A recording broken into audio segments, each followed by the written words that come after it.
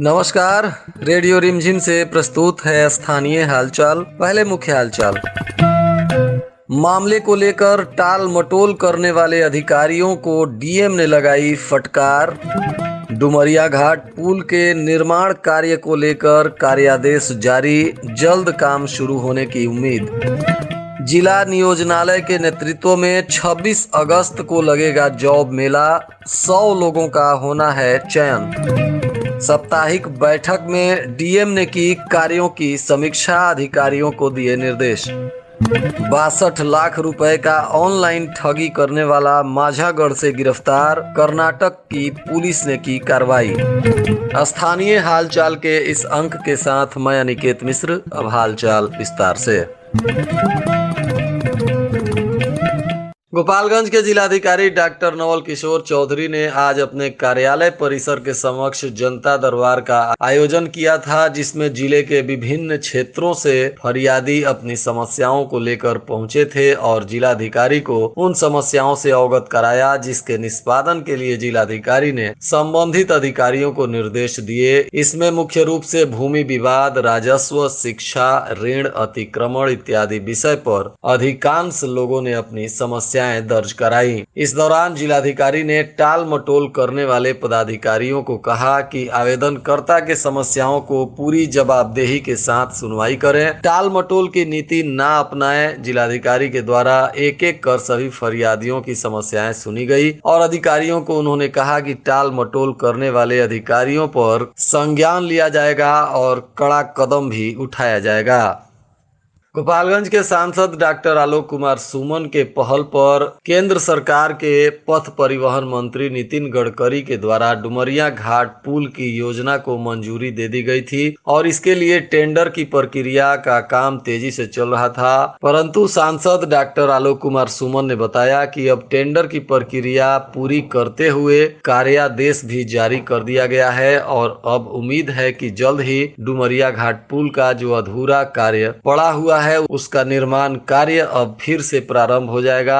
इसके लिए सारी कानूनी प्रक्रियाएं पूरी कर ली गई हैं और अब जल्द ही इस पर निर्माण का कार्य प्रारंभ होने की उम्मीद लोगों को जगी है। इस दौरान उन्होंने बताया कि यह 5वीं बार टेंडर की प्रक्रिया हुई है। इसके पहले 4 बार टेंडर की प्रक्रिया इस पुल को लेकर हो चुकी है। गोपालगंज के जिला परिषद कार्यालय के ऊपर बने जिला नियोजनालय कार्यालय के कैंपस में 26 अगस्त को जॉब मेला लगने जा रहा है, जिसमें सिक्योरिटी गार्ड के लिए 100 लोगों का चयन किया जाएगा। इसके लिए आसनसोल की एक निजी कंपनी इसमें हिस्सा ले रही है और इसी कंपनी में भर्ती के लिए 20 वर्ष से 40 वर्ष उम्र के पुरुष अभ्यर्थियों का चयन होगा और आसनसोल में चयनित लोगों को ड्यूटी दिया जाएगा। इसके लिए कंपनी 12,500 रुपए प्रति माह के दर से भुगतान करेगी और अब जिला नियोजनालय के तरफ से इसमें बताया गया है कि 100 लोगों का चयन करने यह कंपनी आ रही है। तो जो लोग भी आसनसोल में सिक्योरिटी गार्ड में ड्यूटी करना चाहते हैं और 12,500 रुपए प्रति महीना उन्हें मिलेगा और ऐसे जरूरतमंद लोगों को जिला नियोजनालय कार्यालय में 26 अगस्त को अपना बायोडाटा तथा अन्य संबंधित दस्तावेज लेकर पहुंचने की जरूरत है और यहाँ लोगों को सीधे कंपनी के लोग साक्षात्कार कर और जरूरतमंद लोगों का चयन कर लेंगे।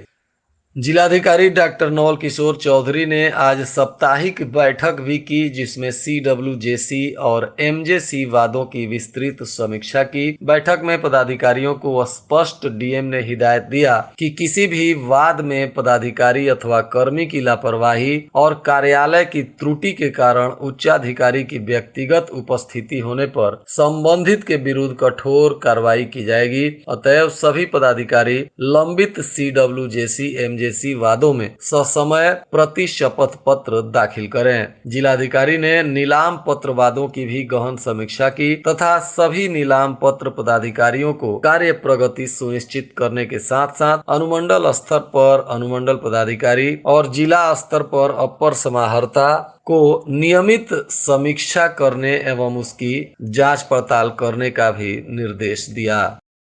कर्नाटक की पुलिस ने आज माझागढ़ थाना क्षेत्र के एक गांव में छापेमारी किया और साइबर क्राइम के अपराध में एक आरोपी को गिरफ्तार कर कर्नाटक की पुलिस अपने साथ आरोपी को ले गई। दरअसल माझागढ़ थाना क्षेत्र के बथुआ बली टोला गांव का जुबेर आलम साइबर अपराधियों की गैंग के साथ जुड़कर ऑनलाइन ठगी का काम शुरू कर दिया था। इस पर 62 लाख से अधिक रुपए के ठगी का आरोप है। यह आरोपी ऑनलाइन शॉपिंग के नाम पर लोगों के खाते से पैसे की निकासी कर लिया करता था और इसी कड़ी में उसने कर्नाटक के एक व्यक्ति से ऑनलाइन शॉपिंग के नाम पर सिर्फ उसके एक खातों से 62 लाख रुपए की निकासी अलग अलग खातों के माध्यम से कर लिया था, जिसके बाद पीड़ित ने इस मामले में प्राथमिकी दर्ज कराई और जांच पड़ताल करते हुए कर्नाटक की पुलिस माझागढ़ पहुंच गई। इस आरोपी के पास से पुलिस को 1 दर्जन से अधिक बैंक खातों की जानकारी मिली है। यह आरोपी अपने पास दूसरे अन्य लोगों के नाम से बैंक खाता खुलवाकर दर्जन भर से अधिक खातों का संचालन करता था और फर्जी तरीके से यह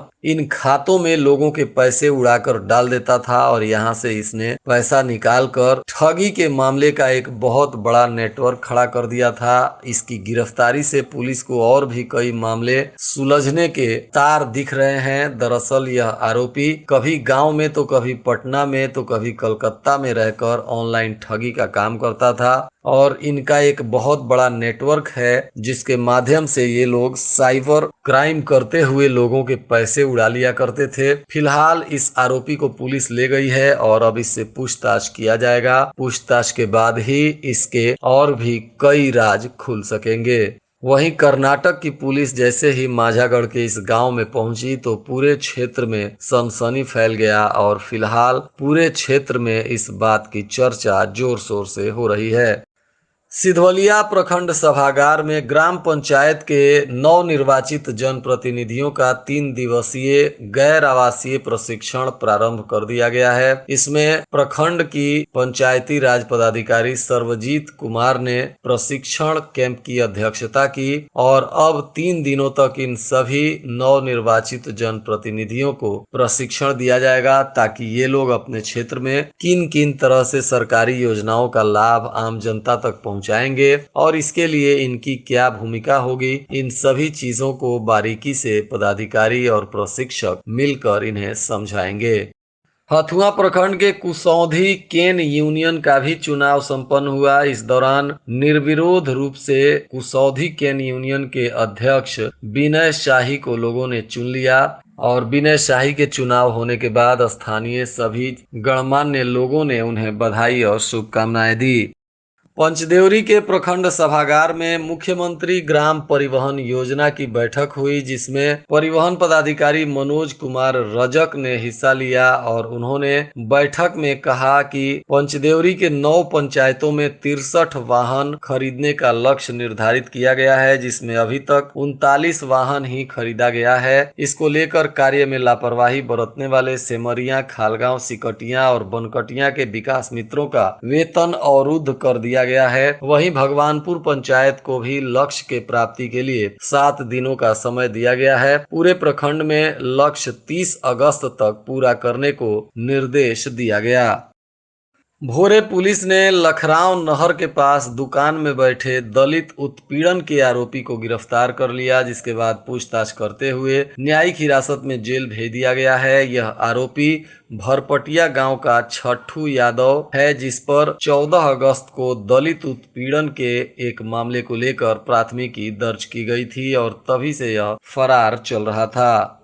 विजयपुर प्रखंड की पूर्व प्रमुख निरुपमा सिंह को जदयू पार्टी ने बिहार प्रदेश के महिला प्रकोष्ठ का प्रदेश महासचिव मनोनीत किया है, जिसके बाद जदयू नेत्री डॉक्टर श्वेता विश्वास ने उन्हें प्रमाण पत्र दिया। निरुपमा सिंह के प्रदेश महासचिव बनने पर गोपालगंज जिले के जदयू कार्यकर्ताओं में खुशी की लहर है और सभी लोगों ने उन्हें बधाई और शुभकामनाएं दी है। भोरे पुलिस ने टाड़वा गांव में कार्रवाई करते हुए काफी दिनों से फरार चल रहे आरोपी कृष्णा यादव को गिरफ्तार कर लिया, जिसे पूछताछ के बाद न्यायिक हिरासत में जेल भेज दिया गया। वहीं सिसई बाजार में एक मारपीट के दौरान फरार आरोपी पंकज सिंह को पुलिस ने गिरफ्तार कर लिया और पूछताछ के बाद जेल भेज दिया गया। पंकज सिंह 15 अगस्त को भीखा छापर गांव के विपिन कुमार सिंह को सिसई बाजार में कुछ लोगों के साथ मिलकर मारपीट करने के बाद गंभीर रूप से घायल कर दिया था और तभी से यह आरोपी फरार चल रहा था, जिसके बाद भोरे पुलिस ने गुप्त सूचना के आधार पर छापेमारी कर पंकज को गिरफ्तार कर लिया। वहीं भोरे के बीपीएस कॉलेज में मंगलवार को बौद्धिक विकास मंडल के द्वारा तुलसी जयंती सह प्रदीप पुरस्कार वितरण कार्यक्रम का आयोजन किया गया, जिसकी अध्यक्षता प्रोफेसर बद्री नारायण सिंह ने की। इस दौरान गोस्वामी तुलसीदास जी को पुष्पांजलि अर्पित करते हुए उन्हें नमन किया गया और कई लोगों को पुरस्कृत किया गया। कांग्रेस पार्टी ने आज माझागढ़ प्रखंड के गौसिया डुमरिया गांव में एक पंचायत चौपाल का आयोजन किया था, जिसमें बहुत सारे लोग पहुंचे हुए थे और इसके मुख्य रूप से आयोजक पंचायत के मुखिया राधा रमन मिश्रा ने की और चौपाल में मुख्य अतिथि के तौर पर कांग्रेस के प्रभारी गुंजन मिश्रा पहुंचे हुए थे। इस दौरान सभा को संबोधित करते हुए कांग्रेस नेता ओम प्रकाश दुबे ने कहा कि देश को महंगाई तथा बेरोजगारी से मुक्ति तभी मिलेगी जब ऑपरेशन लोटस कंपनी का जुमलाबाज और भाषणजीवी मालिक जो महंगाई डायन के साथ संसद में बैठा है, जनता उसे मार भगाएगी। आज के मौसम का तापमान गोपालगंज में न्यूनतम 25 डिग्री सेल्सियस और अधिकतम 36 डिग्री सेल्सियस रहने की संभावना है। बारिश की संभावना भी क्षेत्र में छिटपुट बनी हुई है।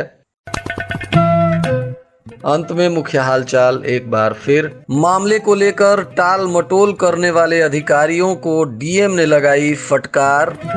डुमरिया घाट पुल के निर्माण कार्य को लेकर कार्यादेश जारी, जल्द काम शुरू होने की उम्मीद। जिला नियोजनालय के नेतृत्व में 26 अगस्त को लगेगा जॉब मेला, 100 लोगों का होना है चयन। साप्ताहिक बैठक में डीएम ने की कार्यों की समीक्षा, अधिकारियों को दिए निर्देश। 62 लाख रुपए का ऑनलाइन ठगी करने वाला माझागढ़ से गिरफ्तार, कर्नाटक की पुलिस ने की कार्रवाई। इसके साथ ही रेडियो रिमझिम से प्रसारित स्थानीय हालचाल का यह अंक समाप्त हुआ। नमस्कार।